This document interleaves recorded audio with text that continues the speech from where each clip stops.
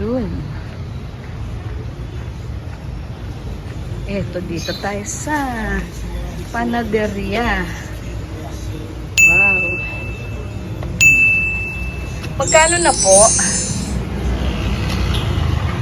Magkano po ito? Pabili po.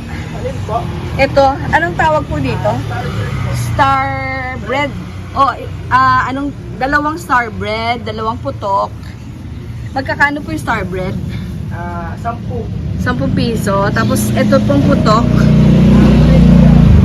Oo, dalawa din po dyan. Ano po ito? Pagong. Pagong. Ito putok pa din po.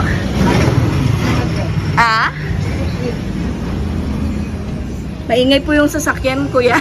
Pakiulit. Sputnik? Tagsasampu din po. Ting magkano? 8. 8 each.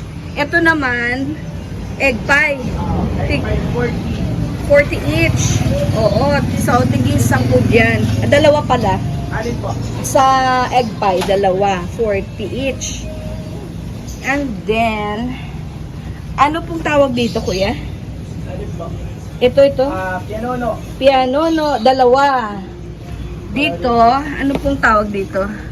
Cheese donut. Cheese donut. Magkakano naman po isa? 12 po. 12. Ito po, regla. Pandiregla. Opo. Yan lang yata kilala ko. 10 each. O, tigda dalawa din. Ito naman po, ano ito? Pandihopia naman. Pandehopia. Magkakano po isa? 10 din. 10 din. O, dalawa din po dyan. Basta lahat ng in-order ko po, tigda dalawa. Itong sa baba, ano po ito, kuya? Flower. Flower. Ubi flower. Ube, flower. Dalawa din po dyan sa ube. Ito po, mamon. Oo, at least may kakilala ako, no? Ito po, pineapple. Apo, pineapple. Pie. Pineapple pie. Hindi na ako bibilin yan. Ito, Semada. ensaymada. Ito naman po, Half moon. Half moon. half moon. Ay, okay, kasi pabilog na kalahati. Half moon. Itong sa baba, Spanish bread, dalawa. O, at least may kakilala akong Spanish bread.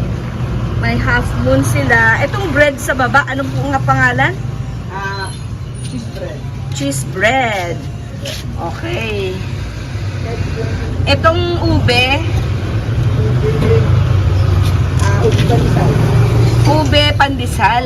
Wag na po yan. Ito na lang po. Oo. Spanish tsaka Spanish. Opo. Thank you. Ito custard. Magkakano nga po yung custard bread nyo? 40. 40. Cake ba yan? Para siyang leche plan. Oh, pero hindi po siya, no? Custard cake ang tawag. Ito donuts. Ito donuts. Ayan. Banana bread po ito. Opo. Okay. Yan, oh. Oh, la petit bake. Siya French pa pala. French pa pala. Ano mga pinamili. Magkano kaya lahat yan?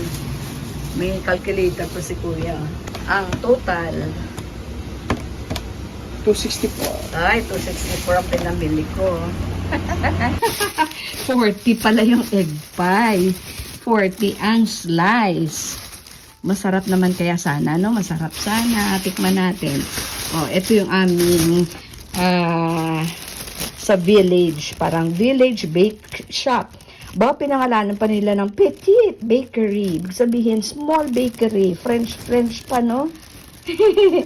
Pang French pa. May pandiregla ako dito. May putok, may mamon. Ano pa nga ba? May Spanish bread. May cheese bread. May hopya ba? Hindi, star bread. Ayan yung star bread na binili natin. Dapat binubuksan ko doon, binubulat.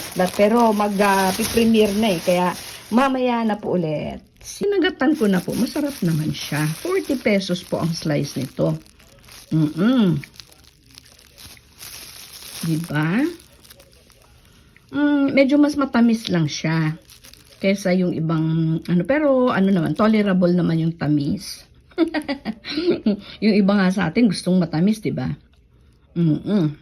Okay, another vlog. for the breads. Ayan, yung binili natin kanina.